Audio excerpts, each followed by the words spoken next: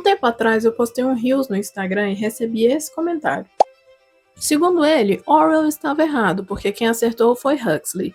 E isso me fez refletir sobre uma coisa. Por alguma razão, as pessoas tratam a realidade como se ela fosse um time de futebol distópico, que você tem que escolher algum ali para torcer. Mas o problema é que o nosso apocalipse atual não é um livro de bolso. Ele é um Frankenstein distópico. E enquanto nós estamos aqui sentados, discutindo quem foi que acertou, quem foi que errou, esse monstro está colocando os tentáculos dele para fora e absorvendo toda a nossa cultura. Agora, imagine uma prisão em que você nunca sabe se está sendo observado. Existe uma torre central, escura e silenciosa, então você não consegue ver se o guarda está te vigiando ou não. E o resultado disso?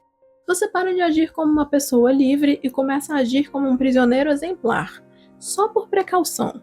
E a isso foi dado o nome de panóptico. E Orwell, no livro 1984, conseguiu brilhantemente expor isso através das teletelas que vigiavam cada sussurro das pessoas que moravam no continente. Mas o erro dele foi achar que o grande irmão teria o custo de instalar essas teletelas nas nossas casas, subestimando o nosso narcisismo. Ele não imaginava que nós teríamos a nossa teletela bem aqui com a gente, 24 horas por dia. Nós mesmos pagamos para sermos vigiados. Ou seja, a ditadura moderna não precisa do grande irmão, porque as Big Techs já fazem isso para ele. Ele tem até mesmo a sua guarda pessoal. Os seus vizinhos, os seus colegas de trabalho e até mesmo os seus familiares estão lá armados, esperando você dar um deslize para denunciarem você para o tribunal do Twitter.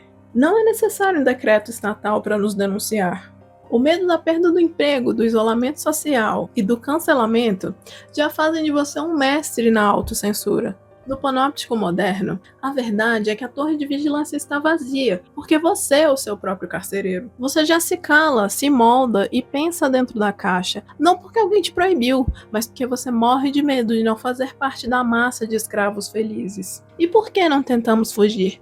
Porque mesmo sabendo que a torre nos vigia 24 horas por dia, nós continuamos fornecendo nossos dados, nossos rostos, nossa rotina diária. E é aqui que Aldous Huxley entra em cena e mostra que Orwell só previu metade do apocalipse. Em Admirável Mundo Novo, o controle social não era feito pela imposição da força, mas pelo uso do soma, uma droga psicotrópica, que funcionava como o ópio das massas, retirando de você qualquer pensamento crítico ou um lampejo de tristeza. Com isso, o autor quis nos mostrar algo muito grave. É muito mais fácil escravizar uma população que está distraída demais para ver as correntes que estão aprisionando-a.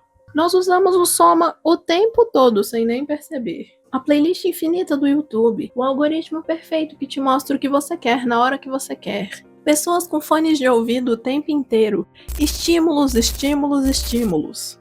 O próprio algoritmo nos proporciona a química perfeita. Ele sabe exatamente o tipo de dopamina que ele pode te entregar, que vai fazer com que você se mantenha em scroll infinito. Enquanto Orwell temia que os livros fossem extintos, Huxley temia uma coisa muito pior, que os livros se tornassem irrelevantes em um mar de entretenimento barato. Então você não luta contra a vigilância do panóptico, porque você está ocupado demais rindo do próximo vídeo de gatinho que vai aparecer na sua timeline. Você está ocupado demais esperando as notificações do seu celular e vendo as imagens para maiores que estão espalhadas pela internet inteira. E é exatamente aqui que entra o pulo do gato que E. Michael Jones previu em seu livro Libido Dominante. Obviamente que esse prazer não é apenas para te divertir, ele é para te gerenciar. Jones defende que o controle social mais efetivo é aquele que, ao invés de inibir os seus prazeres, os estimula ao máximo. Pense bem, uma pessoa que não governa sua própria libido é uma pessoa fraca politicamente. Se ela não tem nem energia vital,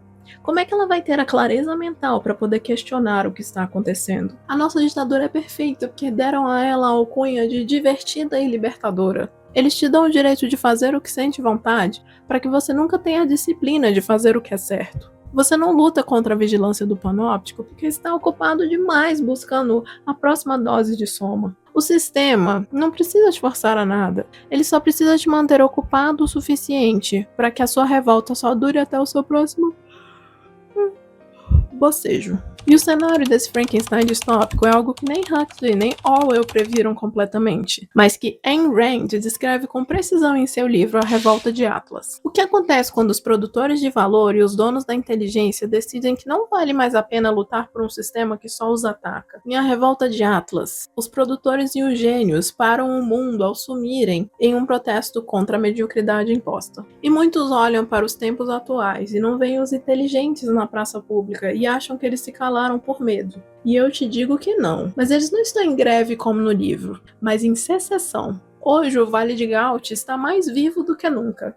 Só que esse vale é digital e institucionalmente independente. As mentes mais brilhantes pararam de tentar convencer quem está dopado pelo soma ou vigiado pelo panóptico. Eles decidiram construir suas próprias bases, seus próprios portais e suas próprias comunidades, onde a razão ainda é a moeda de troca. E para encerrar, eu gostaria de dizer que o perigo desse Frankenstein distópico não é o vício ou a vigilância, mas o fato de que hoje o mero fato de você pensar diferente já é considerado como uma agressão. Nós simplesmente perdemos a capacidade de lidar com consciências heterogêneas. Se você não segue a cartilha do status quo, você não é só alguém com uma opinião diferente, você é alguém que precisa ser silenciado.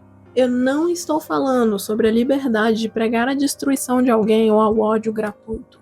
Esse é o argumento raso de quem quer fugir da conversa séria. Eu estou falando sobre a liberdade de poder discutir sobre os assuntos contemporâneos sem você ter medo de ser vaporizado por não usar as palavras da moda.